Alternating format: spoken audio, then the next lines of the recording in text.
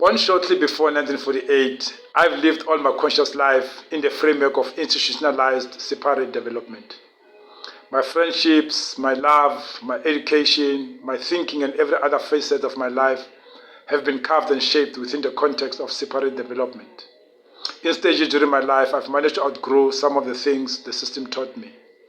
Hopefully, what I propose to do now is to take a look at those who participate in opposition to the system, not from a detached point of view, but from the point of view of a black man, conscious of the urgent need for an understanding of what is involved in the new approach, black consciousness. One needs to understand the basics before setting up a remedy. A number of the organizations now currently fighting against apartheid are working on an oversimplified premise. They've taken a brief look at what is and have diagnosed the problem incorrectly. They have almost completely forgotten about the side effects and have not even considered the root cause. Hence, whatever is improvised as a remedy will hardly cure the condition. Apartheid, both petty and grand, is obviously evil. Nothing can justify the arrogant assumption that a clique of foreigners has the right to decide on the lives of a majority. Hence, even carried out faithfully and fairly, the policy of apartheid will merit condemnation and vigorous opposition from the indigenous people as well as those who see the problem in its correct perspective. The fact that apartheid has been tied up with white supremacy, capitalist exploitation, and the deliberate oppression makes the problem much more complex. Material want is bad enough, but coupled with spiritual poverty, it kills.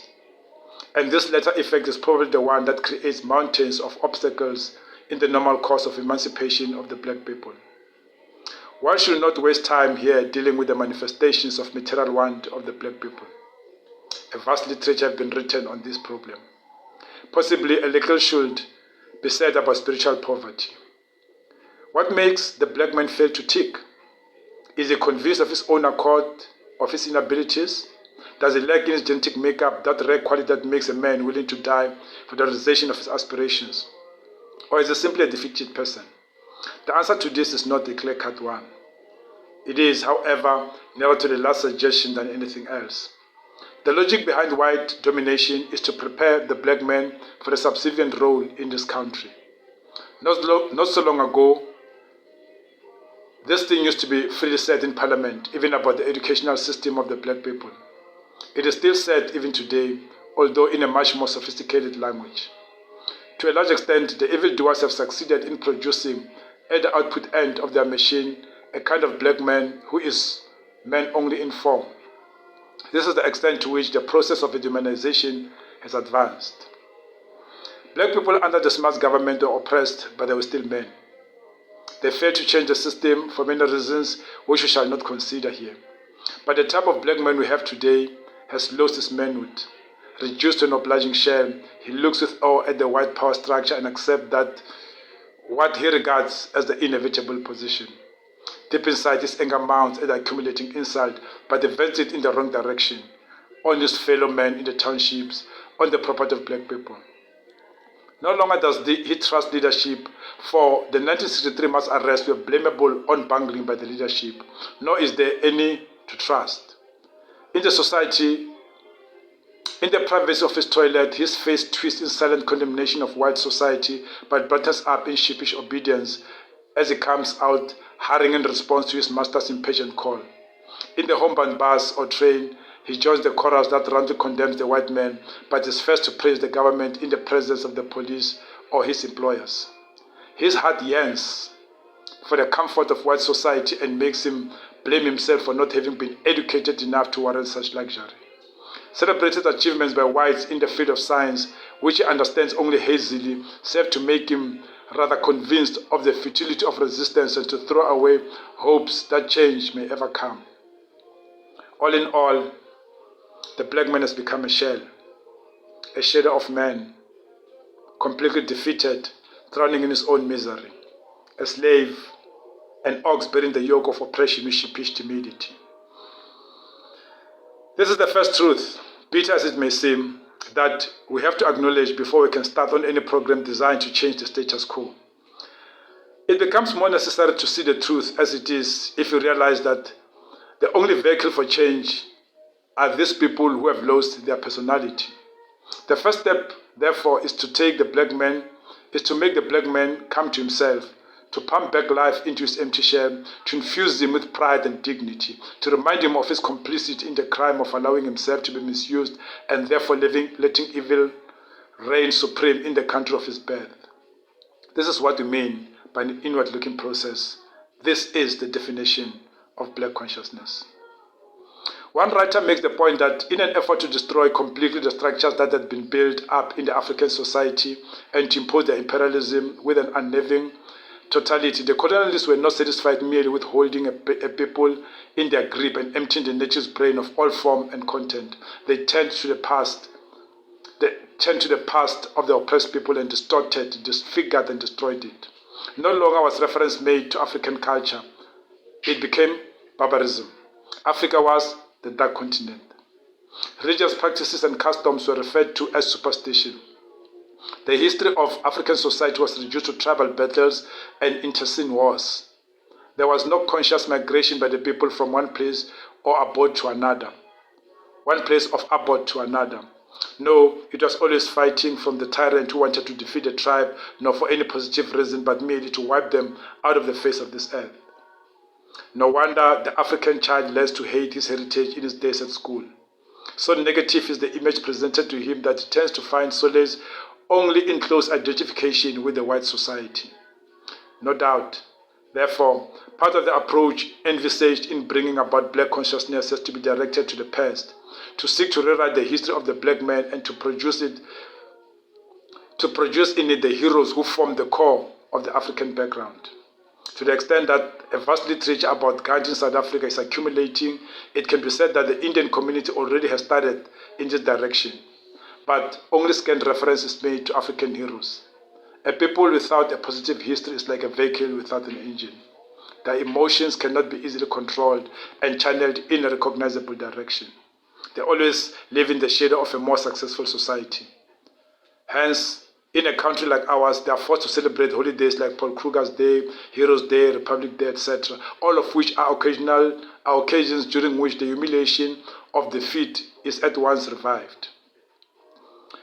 Then too, one can extract from the indigenous cultures a lot of positive virtues which should teach the Westerner a lesson or two. The oneness of community, for instance, is at the heart of our culture. The easiness with which African communities communicate with each other is not forced by authority, but is inherent in the makeup of the African people. Thus, whereas the white family can stay in an area without knowing its neighbors, Africans develop a sense of belonging to community within a short time of coming together. Many hospital officials have been confounded by the practice of Indians who bring gifts and presents to patients whose names they can hardly recall. Again, this is the manifestation of the interrelationship between man and man in the black world as opposed to the highly impersonal world in which whitey lives. These are characteristics we must not allow ourselves to lose. Their value can only be appreciated by those of us who have not as yet been made slaves to technology and the machine. One can quote a myriad of other examples. Here again, black consciousness seeks to show the black people the value of their own standards and outlook. It urges black people to judge themselves according to these standards and not to be fooled by white society who have whitewashed themselves and make white standards the yardstick by which even black people judge each other. It is probably necessary at this stage to warn all and sundry about the limits of endurance of the human mind. Ground for a revolution is always fertile in the presence of absolute destitution. At some stage, one can foresee a situation where black people will feel they have nothing to live for and will shout unto their God, "Thy will be done." Indeed, his will shall be done, but it shall not appeal equally to all mortals, for indeed we have different versions of his will. If the white God has been doing the talking all along, at some stage the black God will have to raise his voice and make himself heard over and above noises from his counterpart. What happens at that stage depends largely on what happens in the intervening period. Black consciousness, therefore, seeks to give positivity in the outlook of the black people to their problems. It works on the knowledge that white hatred is negative, though understandable, but leads to precipitate and shotgun methods which may be disastrous for black and whites alike. It seeks to channel the pent-up forces of the angry black masses to meaningful and directional opposition, basing its entire struggle on realities of the situation. It wants to ensure a similarity of purpose in the minds of the people and to make possible total involvement of the masses in a struggle essentially theirs. What of the white man's religion, Christianity? It seems the people involved in imparting Christianity to the black people steadfastly refuse to get rid of the rotten foundation which many of the missionaries created when they came. To this day, black people find no message to them in the Bible, for them in the Bible, simply because our ministers are still too busy with moral trivialities. They blow this up as the most important things that Jesus had to say to people. They constantly urge people to find fault in themselves and by so doing detract from the essence of the struggle in which the people are involved. Deprived of spiritual content, the black people read the Bible with a gullibility that is shocking. While they sing in a church of mea culpa, they are joined by white groups who sing a different version to a culpa. The anachronism of a well-meaning God who allows people to suffer continually under an obviously immoral system is not lost to young blacks who continue to drop out of church by the hundreds. Too many people are involved in religion for the blacks to ignore. Obviously, the only path open for us now is to redefine the message in the Bible and to make it relevant to the struggling masses. The Bible must not be seen to preach that all authority is divinely instituted. It must rather preach that it is a sin to allow oneself to be oppressed. The Bible must continually be shown to have something to say to the black man to keep him going in his long journey towards realization of the self. This is the message implicit in black theology. Black theology seeks to do away with spiritual poverty of black people. It seeks to demonstrate the absurdity of the assumption by whites that ancestor worship was necessarily a superstition and that Christianity is a scientific religion. While basing itself on the Christian message, black theology seeks to show that Christianity is an adaptable religion that fits in with the cultural situation of the people to whom it is imparted. Black theology seeks to depict Jesus as a fighting God who saw the exchange of Roman money, the oppressor's coinage, in his father's temple as so sacrilegious that it merited a violent reaction from him, the Son of Man.